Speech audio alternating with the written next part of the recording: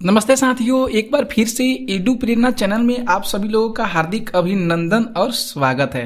तो डेली हम आप लोगों को प्रैक्टिस प्रश्नों को करा रहे हैं, क्योंकि आप लोग जो भी एग्जाम की तैयारी करते हैं उनके लिए ये जो प्रश्न है बहुत बेस्ट है। क्योंकि जो भारतीय इतिहास है इसी के अकॉर्डिंग हम एक टॉपिक लिए हैं वैदिक संस्कृत।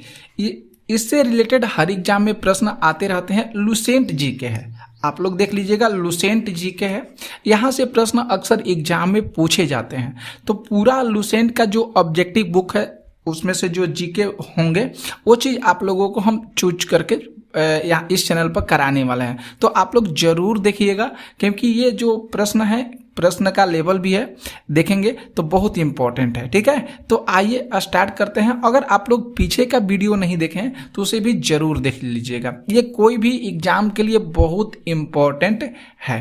ठीक है, तो यहाँ पे देख सकते हैं जो फर्स्ट प्रश्न है कि पूर्व वैदिक या ऋग वैदिक संस्कृति का काल किसे माना जाता है। बहुत सुंदर सा प्रश्न है कि पूर्व वैदिक या ऋग वैदिक संस्कृति का काल किसे माना जाता है। तो चार विकल्प यहाँ पे दिए गए हैं। हम लोग अगर रुख करेंगे विकल्प की और राइट आंसर की बात करेंगे तो ए ऑप्शन यहाँ पे सही हो जाएगा। 1500 ईसा पूर्व से लेकर 1000 ईसा पूर्व तक, 1500 ईसा पूर्व से लेकर 1000 ईसा पूर्व तक के बीच का समय को पूर्व वैदिक या कह सकते हैं ऋग वैदिक संस्कृति काल के नाम से जाना जाता है। समझ में आ गया। बढ़ेंगे हम लोग दूसरे नंबर पे। यहाँ पे अगर दूसरे नंबर की बात करेंगे कि उत्तर वैदिक संस्कृति का काल किसे माना जाता है। उत्तर वैदिक संस्कृति का काल किसे माना जाता है, तो ध्यान में रखिएगा यहाँ पे उत्तर वैदिक हो गया। तो यहाँ पे हम लोग बी ऑप्शन को टिक करेंगे। 1000 ईसा पूर्व से लेकर 600 ईसा पूर्व, 1000 ईसा पूर्व से लेकर 600 ईसा पूर्व के जो बीच की काल है, अवधि है, उसी को उत्तर वैदिक संस्कृति काल के नाम से जाना जाता है। तो हम लोग प्रैक्टिस करेंगे। प्रश्न केवल 40 प्रश्न लिए हैं आज की वीडियो में, तो आप लोग जरूर देखिएगा और इसे शेयर भी जरूर कर दीजिएगा। ठीक है, प्रश्न बढ़ेंगे हम लोग तीसरे नंबर पे। यहाँ पे अगर ध्यान दीजिएगा तीसरे नंबर प्रश्न पे कि आर्य एक शब्द आ गया है। आर्य शब्द का शाब्दिक अर्थ क्या होता है। तो आर्य जो थे, आर्य शब्द का जो शाब्दिक अर्थ होता है वह होता है श्रेष्ठ या कुलीन। यहाँ पे बी ऑप्शन को हम लोग सही करेंगे। क्या होता है आर्य शब्द का शाब्दिक अर्थ, तो श्रेष्ठ होता है। श्रेष्ठ जो सबसे महान श्रेष्ठ होते हैं उसी को कुलीन कहा जाता है। तो श्रेष्ठ या कुलीन जरूर याद कीजिएगा। यहाँ पे अगर चौथे नंबर प्रश्न की बात करेंगे, चौथा नंबर प्रश्न देखिए, कह रहे हैं कि प्रारंभिक आर्यों के बारे में, प्रारंभिक आर्यों के बारे में निम्न कथनों में से कौन सा जो है सही नहीं है। ये संस्कृत बोलने वाले थे, मतलब जो प्रारंभिक जो आर्य थे वह जो थे उसके बारे में कौन सा कथन सही है। वे संस्कृत बोलते थे, वह घुड़सवारी किया करते थे, वे कई झुंडों में भारत पहुंचे थे, वे मुख्यतः नगरों में निवास करते थे। तो डी ऑप्शन को हम लोग सही करेंगे। राइट आंसर यहाँ पे जो होगा वह डी ऑप्शन सही होगा। क्योंकि वे जो थे, जो प्रारंभिक आर्य थे, वह मुख्यतः नगरों में निवास करते थे। तो इसलिए डी ऑप्शन को हमने क्या किया, यहाँ पे सही किया। ठीक है, प्रश्न बढ़ेंगे 5 पे। यहाँ पे जो 5 प्रश्न है कि इनमें से किस फसल का ज्ञान वैदिक काल, इनमें से किस फसल का ज्ञान वैदिक काल के लोगों को नहीं था। वैदिक काल के लोगों को नहीं था, यहाँ पे जौ होगा। तो देखेंगे तो नहीं था, तो तंबाकू यहाँ पे हम लोग सही करेंगे। ये प्रश्न आया हुआ है, इसको हम टिक कर देते हैं। क्योंकि याद कीजिएगा जो वैदिक काल के जो लोग थे, वैदिक काल के लोगों को कौन से फसल का नॉलेज नहीं था, ज्ञान नहीं था, तो तंबाकू के बारे में नहीं था उन लोगों को कि किस तरह हम तंबाकू को पैदा कर सकते हैं। लेकिन जौ कहें, गेहूं कहें और चावल कहें, इसकी खेती जो वैदिक काल के लोग थे वह आसानी से कर पाते थे। समझ गए। प्रश्न बढ़ेंगे 6 नंबर पे। 6 नंबर जो अगर हम लोग प्रश्न की बात करेंगे कि उत्तर वैदिक काल के वेद विरोधी, उत्तर वैदिक काल के वेद विरोधी, ब्राह्मण विरोधी धार्मिक अध्यापकों को किस नाम से जाना जाता था। धार्मिक अध्यापकों को किस नाम से जाना जाता था उस समय, उत्तर वैदिक काल की बात कर रहा है। तो यहाँ पे हम लोग बी ऑप्शन को सही करेंगे, श्रमण के नाम से जाना जाता था। किस नाम से जाना जाता था? तो श्रमण के नाम से जाना जाता था। कब? तो उत्तर वैदिक काल के लोगों को। किसके नाम से?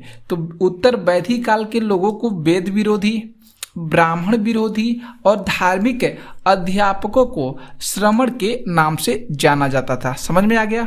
प्रश्न पढ़ेंगे हम लोग 7 पे।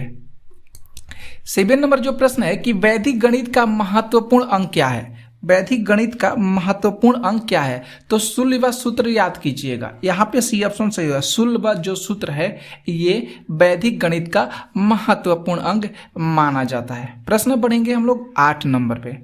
8 नंबर यहाँ पे जो प्रश्न है कि किस वेद में, कौन सा ऐसा वेद है जिसमें प्राचीन वैदिक युग की संस्कृति के बारे में सूचना दी गई है? कौन सा वेद हो जाएगा?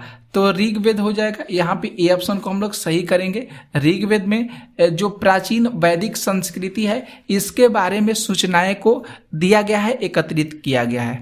ऑप्शन यहाँ पे ए सही होगा। आगे बढ़ेंगे दोस्तों।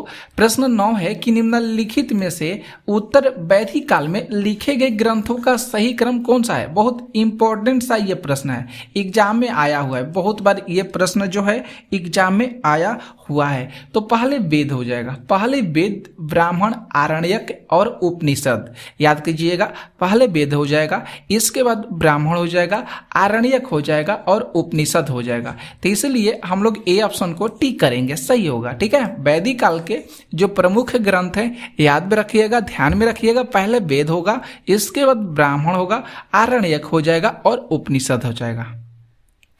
प्रश्न बढ़ेंगे 10 नंबर। वेदों की संख्या कितनी है? 10 नंबर है, वेदों की संख्या कितनी है? तो 4 हो जाएगी। वेदों की संख्या कितनी है? तो 4 है। 11 देखिए प्रश्न। 11 प्रश्न है कि कौन से 3 वेद, कौन से 3 वेद संयुक्त रूप से, कौन से 3 वेद संयुक्त रूप से त्रयी मतलब वेद त्रयी कहलाते हैं? अच्छा सा प्रश्न है, सुंदर सा प्रश्न, बहुत इंपॉर्टेंट सा ये प्रश्न है।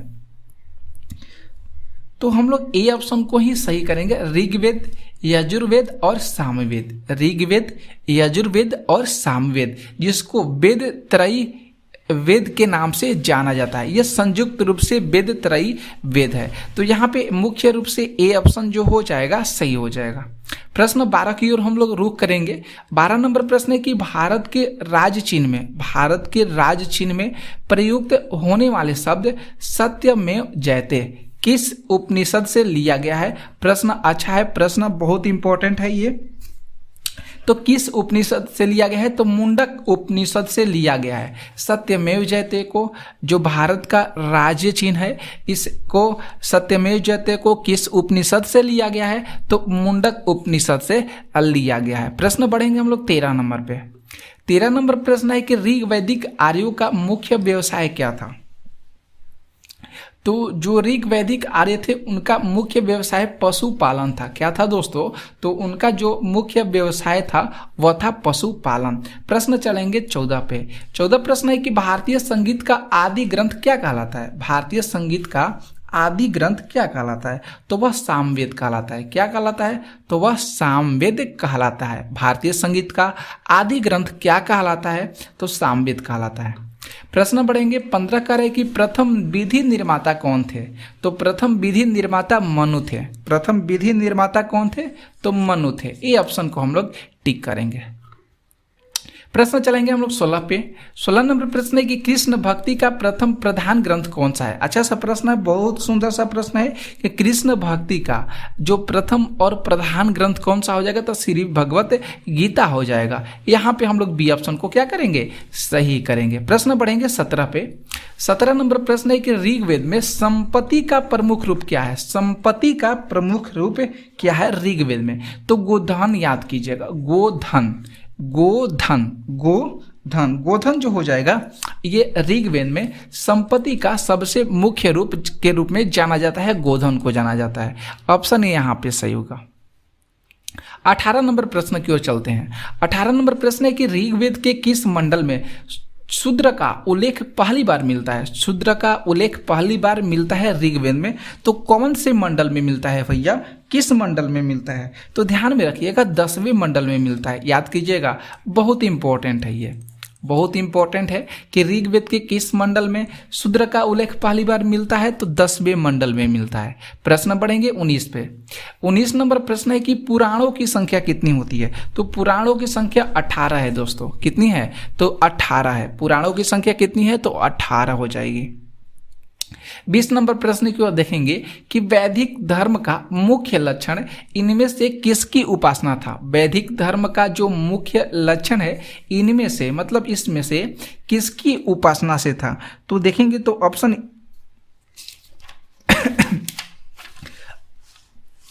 ऑप्शन ए जो हो जाएगा, यहाँ पे हम लोग सही करेंगे, प्रकृति जो हो जाएगा दोस्तों, ये सही हो जाएगा। क्या होगा यहाँ पे? प्रकृति, नेचुरल हो जाएगा।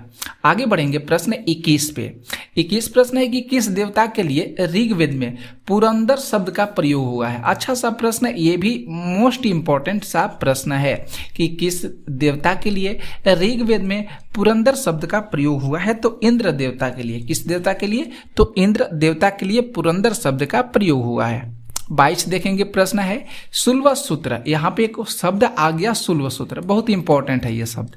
किस विषय से संबंधित पुस्तक है? तो ज्यामिति से संबंधित है। शूल्य जो सूत्र है ये ज्यामिति से संबंधित हो जाएगा। 23 देखिए प्रश्न। 23 प्रश्न है कि अस्तोमा सदगमय, अस्तोमा सदगमय कहाँ से लिया गया है? तो ऋग्वेद से लिया गया है। कहाँ से लिया गया है दोस्तों? तो ऋग्वेद से लिया गया है। 24 प्रश्न देखिए। 24 प्रश्न है कि आर्य भारत में बाहर से आए और सर्वप्रथम कहाँ पे आके बस गए थे? तो यहाँ पे देखेंगे तो पंजाब में आकर बस गए थे। कहाँ पे आकर बस गए थे? तो पंजाब में आकर बस गए थे, क्योंकि आर्य जो आए थे बाहर से भारत में आए थे और भारत में आकर जो है पंजाब जो राज्य है यहाँ पर आके बस गए थे। अब देखिए अच्छा सा प्रश्न आपके सामने 25 नंबर, यहाँ पे सुमेलित करना है, यहाँ पे सुमेलित करना है। तो ऋग्वेद देखिए होता होत्रित, ये ऑप्शन सही हो जाएगा, आप लोग याद कीजिएगा, पहला सही हुआ। इसके बाद यजुर्वेद अर्थ वायु, यहाँ पे दूसरा हो गया। सामवेद उद्गाता या उद्धृत, यहाँ पे उद्धार हो गया। और अर्थवेद जो हो जाएगा ब्राह्मण हो जाएगा। तो अगर आप लोग को विकल्प में पहला, दूसरा, तीसरा और चौथा नजर आ जाएगा तो आप लोग ऑप्शन को क्या करिएगा? ए ऑप्शन को सही कर लीजिएगा। ओके, आगे बढ़ेंगे। 26 नंबर बहुत इंपॉर्टेंट सा प्रश्न, बहुत बार एग्जाम में आया हुआ है, इसमें बहुत सारे विद्यार्थियों को कंफ्यूजन हो जाता है। तो वेदों को अपरुष्य क्यों कहा गया है? वेदों को अपरुष्य क्यों कहा गया है? सुंदर सा प्रश्न है और बहुत इंपॉर्टेंट है। क्यों? क्योंकि वेदों की रचना है देवताओं के द्वारा ली गई है। वेदों की रचना जो है देवताओं के द्वारा की गई है, इसीलिए वेदों को अपरुष्य कहा गया है। ठीक है, प्रश्न बढ़ेंगे 27 पर।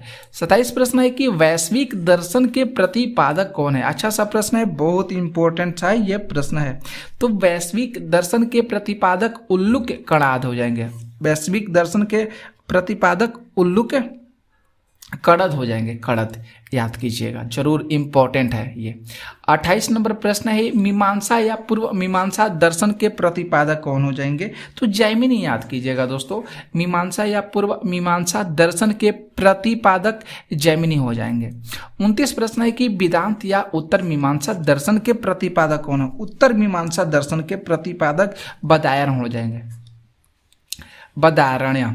ठीक है, ऑप्शन बी यहाँ पे सही होगा, वेदांत या उत्तर मीमांसा। याद कीजिएगा, वो तो वैश्विक दर्शन था, तो वैश्विक दर्शन के प्रतिपादक जरूर आप लोग याद कीजिएगा उल्लूक कणद हो जाएंगे। और वेदांत या उत्तर मीमांसा दर्शन के प्रतिपादक बदरायण हो जाएंगे। आगे बढ़ेंगे प्रश्न 3 पे, प्रश्न नंबर 30 पर, माफ कीजिएगा। प्रश्न 30 है कि ऋग्वेद का कौन सा मंडल पूर्णतः सोम को समर्पित है? पूर्णतः सोम को समर्पित है, कौन सा मंडल जो है ये सोम को समर्पित है? तो जो 9वां मंडल हो जाएगा ये सोम को समर्पित है। ऑप्शन सी यहाँ पे सही हो रहा है। आगे देखेंगे प्रश्न 31 है कि प्रसिद्ध 10 राजाओं का युद्ध है, 10 राज, युद्ध जो है किस नदी के तट पर लड़ा गया है? तो ये जो यहाँ पे नदी है परुश्रणी नदी। कौन सी नदी है? तो परुश्रणी नदी है। इस नदी पर 10 राजाओं के युद्ध दशराज को लड़ा गया है। ऑप्शन यहाँ पे डी ऑप्शन सही हो रहा है। मोस्ट इंपॉर्टेंट प्रश्न है। आगे देखेंगे प्रश्न 32 है कि धर्म शास्त्रों में भू राजस्व की दर कितना बटा है? तो 1/6 याद कीजिएगा। आया हुआ प्रश्न है, रेलवे के एग्जाम में पूछा गया है, ठीक है, 1/6।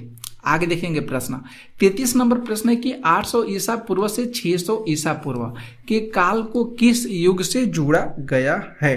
तो ब्राह्मण जो युग होगा इसको 800 ईसा पूर्व से लेकर 600 ईसा पूर्व के काल को जोड़ा गया है, ठीक है।